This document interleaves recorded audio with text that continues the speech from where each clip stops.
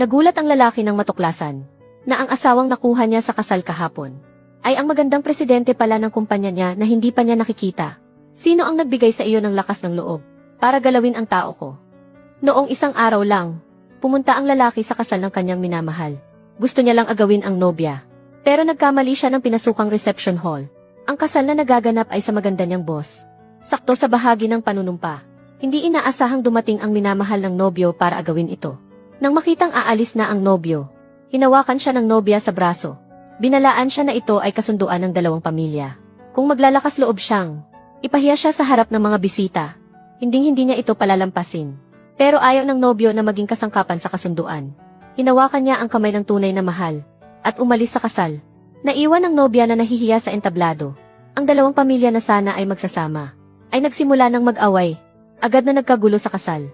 Pinanood ng nobya ang gulo mula sa kanyang belo. Sumay niya sa kanyang mga tauhan na kumilos. Hindi inaasahan ng lalaki na ang babaeng iniwan sa entablado ay ang kanyang minamahal. Agad niyang itinumba ang mesa. Kinwelyuhan ang nobyo at sinigawan siyang irresponsableng manloloko. Sinuntok niya ito sa galit. Sumisigaw kung sino ang nang-aapi sa babae niya. Ay siyang kakalabanin niya hanggang kamatayan. Natulala maging ang nobya sa entablado sa kanyang ginawa. Pagkatapos ay umakyat siya sa entablado. Dahan-dahang lumapit sa nobya at hinawakan ang kanyang kamay. Kung hindi kanya papakasalan ako ang magpapakasal sa iyo. Namumula ang mata niyang sinabi na mahal niya ito ng 3 taon. Alam niyang napilitan lang itong magpakasal. Kahit na wala siyang yaman tulad ng nobyo, mamahalin niya ito habang buhay. At aalagaan siya bago pa man makasagot ang babae. Lumuhod na siya at nag-propose. Sa sumunod na segundo, dumating ang mga bodyguard ng babae. Pero hindi natakot ang lalaki. Nangakong kahit ibuwis pa niya ang buhay, itatakas niya ito. Nang marinig ang gustong sagot, sumenyas ang babae. Pinaatras ang kanyang mga tauhan. Pagkatapos ay iniabot ang kanang kamay at tinanggap ang alok. Gulat na pinanood ng lahat ang lalaki. Habang sinusuot sa kanya ang singsing, tuwang-tuwa ang lalaki na natupad ang kanyang pangarap. Ang hindi niya alam, ang babaeng nasa harap niya ay hindi ang kanyang minamahal, kundi mula sa pamilya Liu na nagkakahalaga ng trilyon. Ang pangalawang binibini, at ang pangalawang pinuno ng Black Dragon Society. Pagsapit ng gabi, pumasok sa silid ang lalaking lasing na lasing. Aalisin na sana ang belo. Nang pumasok ang maraming lalaki na may dalang mamahaling regalo. Pumasok sila. Binabati ang pangalawang binibini sa kanyang kasal. Maligayang pagdating sa bagong bayaw. Napalingon ang lalaki nang maramdamang may mali. Nalaman niyang hindi pala niya nobya ang pinakasalan. Binuksan niya ang imbitasyon at nalaman na ang pangalan pala ay Liu Mengru. Nagkamali pala siya ng inagaw na kasal. Biglang tumawag ang kanyang ate. Pinapagalitan siya bakit hindi siya pumunta para agawin ang nobya. Nahihiyang sinabi ng lalaki na nagkamali siya ng pinuntahang kasal. Pero sinabi ng ate niya na buti na lang hindi siya pumunta. Ang minamahal daw niya ay matagal nang may relasyon sa supervisor sa kumpanya. Hindi naman pala siya pinilit ng magulang na magpakasal. Natulalang lumingon ang lalaki at nakita ang isang napakagandang babae na nakasuot ng pulang pantulog na nakaupo sa kama. Agad siyang lumapit para magpaliwanag na hindi pagkakaunawaan lang. Na nagkamali lang siya ng tao. Inakala ng babae na sinasabi niya iyon dahil hindi siya nagustuhan. Kaya ipinadala niya ang nobyong tumakas. Puro sugat ito. Nagmamakaawa sa babaeng presidente na pakawalan siya. Pero sumenyas ang babae na kalagka rin siya palabas. Iyon ang parusa sa panloloko sa kanya. Halos mawala ng kaluluwa sa takot ang lalaki. Pinaupo siya ng babae sa tabi niya. Sumunod na lang ang lalaki. Naalala ang pagiging bayani niya kanina. At ang pag-iingat niya ngayon. Biglang nakyutan ang babae sa lalaki. Hinilan niya ang kurbata nito at humiga. Pero walang ginawa ang lalaki sa kanya. Nakita niya ang mga peklat sa katawan nito. Inakala niyang sinaktan siya ng mga magulang dahil sa kasal. Kaya nangako siyang poprotektahan siya gamit ang buhay. At hindi hahayaang masaktan pa. Dahil sa mga salitang iyon nahulog na ang babae sa kanya. Bigla, tumawag ang katrabaho niya para paalisin siya sa kumpanya. Ang proyekto ng pamilya Liu na Old District Renovation ay ibibigay sa kanya. Pinapabalik siya agad sa kumpanya para mapanatili ang trabaho. Nagsinungaling ang lalaki na ayusin ang proposal at umalis.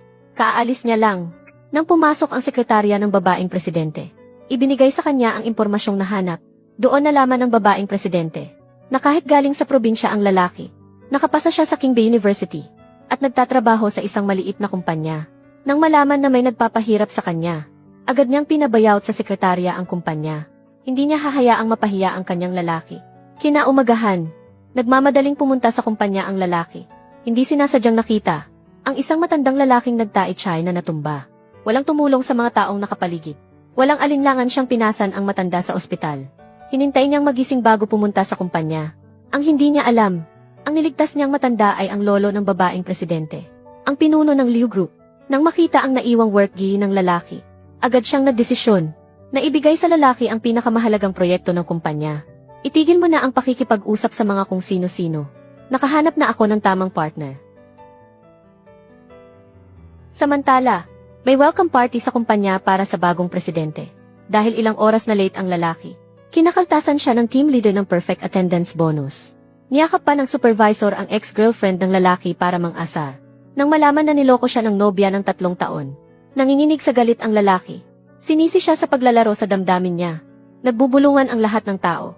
Nahiya ang babae, at sinampal ng malakas ang lalaki. Ininsulto siyang hindi niya alam ang lugar niya, at patuloy siyang hinahabol. Sinisi siya ng supervisor sa hindi pagkuha ng proyekto. Nalugi raw ang kumpanya ng 50 milyon. Hindi lang kinaltasan ang kanyang performance bonus. Pinapirma pa siya ng resignation letter. Bakit mo ako tatanggalin? Bakit? Dahil ako ang nakatataas sa iyo. Sa kumpanyang ito, ang sinasabi ko ang batas. Pinagtanggol ng mga katrabaho ang lalaki. Pero naglabas ang supervisor ng 2 milyon. Kung papayag silang paalisin ang lalaki, makakakuha ang bawat isa ng 50,000. Hindi inaasahan sa susunod na segundo. Ang mga katrabahong kasama niya araw-araw ay bumaling laban sa lalaki. Pinapaalis siya. Ang hindi nila alam ang bagong babaeng presidente na sasalubungin nila ay paparating na. Umalis na tayo, sorpresahin ang asawa ko. Guardia, itapon niyo siya palabas. Kalag ka rin palabas. Tingnan ko kung sino ang mga ngahas na galawin siya. Sa sandaling iyon ang pinuno ng pamilya Liu ay naunang dumating sa babaeng presidente. Para ipagtanggol siya, inilabas niya ang papeles ng Old District Renovation Project bilang pasasalamat sa pagligtas ng buhay niya. Pero dahil nagmamadali walang selyo, pinagtawanan siya ng supervisor. Inakala siyang ay aktor na kinuha ng lalaki. Pinunit ang kontrata. Sa gitna ng tulakan, bumalik ang dating sakit ng pinuno ng pamilya Liu. Dadalhin na sana siya ng lalaki sa ospital. Pero hinarang sila ng walang modong supervisor. Nagsabing hihintayin ang bagong presidente para blacklist ang lalaki sa buong industriya. Ang hindi niya alam, malapit na niyang pagbayaran ang kanyang kayabangan. At magdusa sa kahihinatnan. Buhay ang nakataya. Tumabi ka. Dapat siyang manatili dito. Guardia, hulihin siya. Tingnan ko kung sino ang mga ngahas na kumilos.